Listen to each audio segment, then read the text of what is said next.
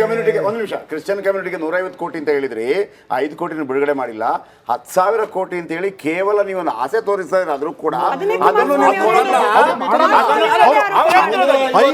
ಬೋರ್ಡ್ಗೆ ಇವಾಗ Kannada and culture board ಇದೆ, ಅದು ಕೊಡಲ್ವಾ? ಇವಾಗ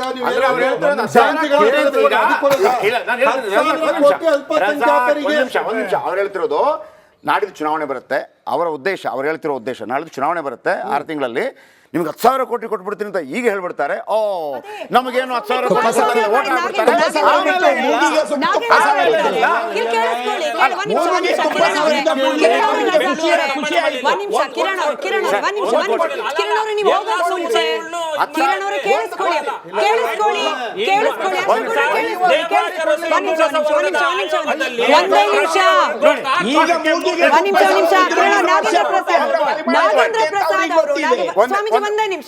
ಕುಮಾರಸ್ವಾಮಿ ಅವರು ಹೇಳ್ತಾರೆ ಈಗ 4,000 ಕೋಟಿ ಕೊಡ್ತಿದೀವಿ ಅಂತ ಹೇಳ್ತಿದ್ದಾರೆ, ಅದನ್ನ ಕೂಡ ಕೊಟ್ಟಿಲ್ಲ.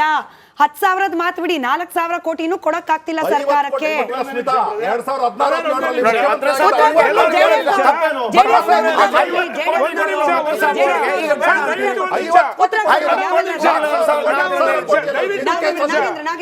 ಮೇಡಮ್ ಒಂದು ಲೈನ್ ನಾನು ಇವತ್ತು ಪತ್ರಿಕೆಯಲ್ಲಿ ಬಂದಿರತಕ್ಕಂಥದ್ದು ಓದಿ ತಮಗೆ ತಿಳಿಸ್ತೀನಿ ಕ್ಲೀನ್ ಆಗಿ.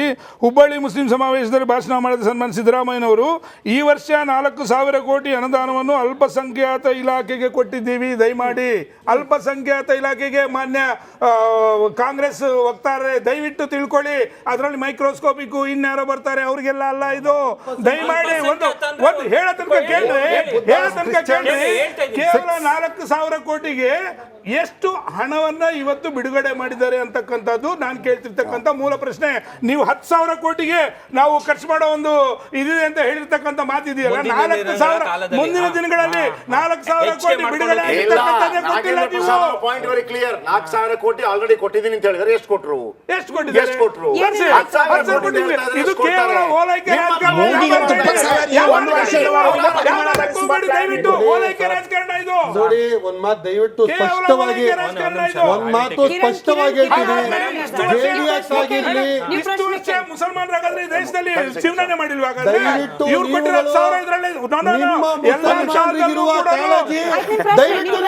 ಎಲ್ಲರ ಕಾಲದಲ್ಲೂ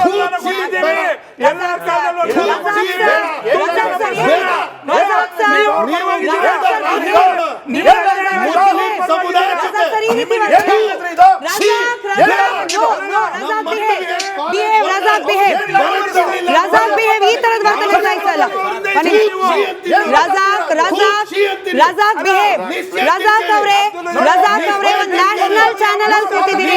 ಒಂದ್ ನಿಮಿಷ ರಜಾಕ್ ಅವರೇ ಕೇಳಿಸ್ಕೊಳ್ಳಿ. ರಜಾಕ್ ಒಂದ್ ನಿಮಿಷ, ಅಶೋಕ್ ಅವರೇ ಒಂದ್ ನಿಮಿಷ, ಅಶೋಕ್ ಅವರೇ ರಜಾಕ್ ಕೇಳಿಸ್ಕೊಳ್ಳಿ. ರಜಾಕ್ ಒಂದ್ ನಿಮಿಷ, ರಜಾಕ್ ಅವರೇ, Razak you have to listen. Razak ಅವರೇ ಒಂದು ನ್ಯಾಷನಲ್ ಮೀಡಿಯಾದಲ್ಲಿ ಕುತ್ಕೊಂಡು ಮಾತನಾಡ್ತಿದ್ದೀರಿ, ದಯವಿಟ್ಟು ತಮ್ಮ ಪದ ಪ್ರಯೋಗ, ತಮ್ಮ ಬಾಡಿ ಲ್ಯಾಂಗ್ವೇಜ್ ದಯವಿಟ್ಟು ಗಮನ ಇಟ್ಕೊಳ್ಳಿ. ಈ ವೇದಿಕೆ ಅದಕ್ಕೆ ಬಳಸಬೇಡಿ, ಈ ವೇದಿಕೆ ಅದಕ್ಕೆ ಬಳಸ್ಕೊಳ್ಬೇಡಿ.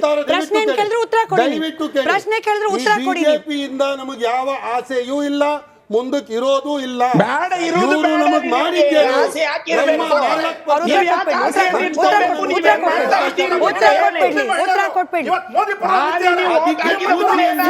ಸ್ವಾಮೀಜಿ ರಜಾಕ್ ಪ್ಲೀಸ್ ಕನ್ ರಜಾಕ್ ನೋ ರಜಾಕ್ ಅವರೇ ನೋ ನಾಟ್ ದಿಸ್ ಬಿಹೇವಿಯರ್.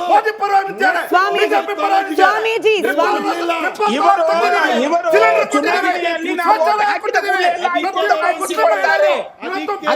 ನೀವೇನ್ ಮಾಡ್ತಾ ಇದ್ದೀರಿ ಅನ್ನೋದು ಕೂಡ ಮುಖ್ಯ. ನೀವೇನ್ ಸರ್ಕಾರಕ್ಕೆ ಟ್ಯಾಕ್ಸ್ ಕಟ್ತೀರಿ ಅಂತ ಹೇಳ್ತೀರಲ್ಲ, ಯಾವ ಒಂದ್ ನಿಮಿಷ ಒಬ್ಬೊಬ್ರು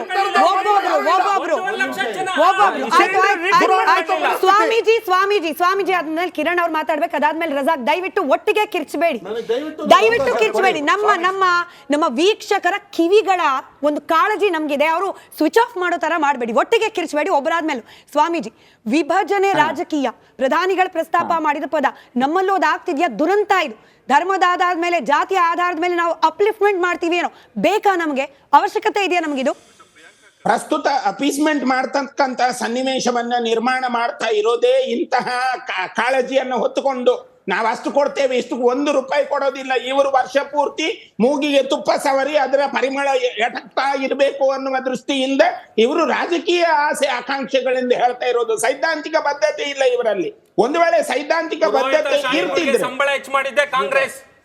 ಸೈದ್ಧಾಂತಿಕ ಬದ್ಧತೆ ಇಲಾಖೆ ಒಳಗೆ ಇದಾವಲ್ಲ, ಆ ಅನುದಾನಗಳನ್ನು ಎಲ್ಲ ಮುಚ್ಚಿಕೊಂಡು ಅದನ್ನ ಬೇರೆ ಕಡೆಗೆ ಸಾಗಿಸುವಂತ ಪ್ರಶ್ನೆ ಯಾಕೆ ಬರುತ್ತೆ? ಮೊನ್ನೆ ಧಾರ್ಮಿಕ ದತ್ತಿ ಇಲಾಖೆಯ ಸಚಿವರ ಹೇಳಿಕೆ ನೋಡಿ, ಅದನ್ನೊಂದ್ ಸ್ವಲ್ಪ ಗಮನಿಸಿ ನೀವು. ಎಲ್ಲಿಗೂ ಹೋಗತ್ತೆ ಇದು? ಈ ಪರಿಸ್ಥಿತಿ ಎಲ್ಲಿಗೂ ಹೋಗತ್ತೆ? ಯಾರನ್ನು ಓಲೈಕೆ ಮಾಡಿಕೊಳ್ಳುವ ಭರದಲ್ಲಿ ನೀವು ರಾಜಕೀಯ ಮಾಡಬಾರ್ದಲ್ಲ. ಸೈದ್ಧಾಂತಿಕ ಪದ್ಧತಿ ಎಲ್ಲಿದೆ? ನೀವು ಯಾರಿಗೆ ಅಭದ್ರತೆ ಇದೆ ಅಂತ ಹೇಳುವುದು, ಯಾರಿಗೆ ಅಭದ್ರತೆ ಇಲ್ಲ ಹೇಳೋದು. ಆಯ್ತು. ರಜಾಕ್ 30 ಸೆಕೆಂಡ್, ಕಿರಣ್ ಅವ್ರು 30 ಸೆಕೆಂಡ್. ನೋಡಿ, ಈ ಪಕ್ಷ ಕಾಂಗ್ರೆಸ್ ಪಕ್ಷ ನಮಗೆ ಅನುದಾನ ಕೊಡ್ಲಿ ಕೊಡದೇ ಇರಲಿ, ಅಟ್ಲೀಸ್ಟ್ ನಮಗೆ ಒಂದು ವಿಶ್ವಾಸ, ಒಂದು ನಾವು ನಿಮ್ಮನ್ನ ಕಾಪಾಡ್ತೀವಿ ಅನ್ನೋದೊಂದು ಇದೆ ಅಲ್ಲ. ನೆಮ್ಮದಿಯಾಗಿ ನಮ್ಮ ಮಕ್ಕಳು ಶಾಲೆ ಕಾಲೇಜಿಗೆ ಹೋಗಿ ನೆಮ್ಮದಿಯಾಗಿ ಶಾಂತಿಯಿಂದ ಹೋಗಿ ಶಾಂತಿಯಿಂದ ಬರ್ಬೋದು, ಇದೊಂದು ಇದೆ ಅಲ್ಲ. ಇಷ್ಟೇ ನಮಗೆ ತುಂಬ ಸಾಕು ಅನ್ನಿಸ್ತಾ ಇದೆ. ಯಾಕೆ ಅಂತ ಹೇಳಿದ್ರೆ ಇವತ್ತು ಕುತ್ಕೊಂಡು ಇವರು, ನಾನು ಅಷ್ಟು ಕೇವಲವಾಗಿ ಆ ಮಾತನ್ನು ಹೇಳಿದೆ, ಥೂಚಿ ಅನ್ನೋ ಥರ ಆಗಿದೆ BJP. ದಯವಿಟ್ಟು ಬೇಡ. ಯಾಕೆ ಈ ಮಾತನ್ನು ಹೇಳ್ತಿದ್ದೀನಿ ಅಂತ ಹೇಳಿದ್ರೆ, ನಮ್ಮ ಮಕ್ಕಳಿಗೆ ನಾವು 4% ನಮಗೆ ಮೀಸಲಾತಿ ಸಿಗ್ತಾ ಇದ್ದಿದ್ದು 30 ವರ್ಷಗಳಿಂದ. ಕೊನೆಯ ದಿನ ಮಾಡೆಲ್ ಕೋಡ್ ಆಫ್ ಕಂಡಕ್ಟ್ ನಾಳೆ ಬರ್ತಿದೆ ಅಂದರೆ ಇವತ್ತು ಸಾಯಂಕಾಲ 4:15 5 ಗಂಟೆಗೆ ಒಂದು ಕ್ಯಾಬಿನೆಟ್ ಮೀಟಿಂಗ್ ಮಾಡಿಲ್ಲ, ಎಲ್ಲ ರೆಡಿ ಇತ್ತು. ಅದು ಸುಮ್ಮನೆ ತಗೊಬಂದು ಒಂದು ಹಿಟ್ ಆ್ಯಂಡ್ ರನ್ ಮಾಡಿ ನಮ್ಮ ಮಕ್ಕಳಿಗೆ ಇವರು ರಿಸರ್ವೇಷನನ್ನು ಕಿತ್ಕೊಂಡು ಪಂಚಾಂಶದಲ್ಲಿ ಲಿಂಗಾಯತರನ್ನ ಕೊಡ್ತೀವಿ ಅಂತ ಹೇಳಿ ಹಿಟ್ ಆ್ಯಂಡ್ ರನ್ ಮಾಡಿ ಹೊಡೋಗ್ಬಿಟ್ರು. ಇನ್ನೊಂದು ನೈತಿಕ ಪೊಲೀಸ್ಗಿರಿ ವಿಷಯ ಬಂದಾಗ ಒಬ್ಬ ಜವಾಬ್ದಾರಿ ಸ್ಥಾನದಲ್ಲಿದ್ದ ಮುಖ್ಯಮಂತ್ರಿಗೆ ಒಬ್ಬ ಜರ್ನಲಿಸ್ಟ್ ಹೋಗ್ಬಿಟ್ಟು ಈ ಥರ ನಡೀತಿದೆ ಅಲ್ಲ ಏನು ಅಂತ ಹೇಳಿದ್ರೆ, ಕ್ರಿಯೆಗೆ ಪ್ರತಿಕ್ರಿಯೆ ಅಂತ ಮುಖ್ಯಮಂತ್ರಿ. ಮತ್ತೆ ಮುಸಲ್ಮಾನರದ ಕೊಲೆಯೂ ಆಗಿತ್ತು, ಹಿಂದೂಗಳ ಕೊಲೆಯೂ ಆಗಿತ್ತು. ಅಲ್ಲಿ ಹೋಗ್ಬಿಟ್ಟು 25 ಲಕ್ಷ ಇವ್ರ ಜೇಬಿಂದ ತಗೊಂಬಂದು ಕೊಡ್ಲಿಲ್ಲ, ರಾಜ್ಯದ ಹಣದಿಂದನೇ ಎತ್ಬಿಟ್ಟು ಅವರನ್ನ ಕೊಡ್ತಾರೆ, ಹಿಂದೂಗಳನ್ನ ಮುಸಲ್ಮಾನ ಕೊಡೋಣ. ಇವತ್ತು ಯಾವ ನೈತಿಕ ಅಧಿಕಾರ ಇದೆ ಇವ್ರು ಬಂದ್ಬಿಟ್ಟು ಓಲೈಕೆ?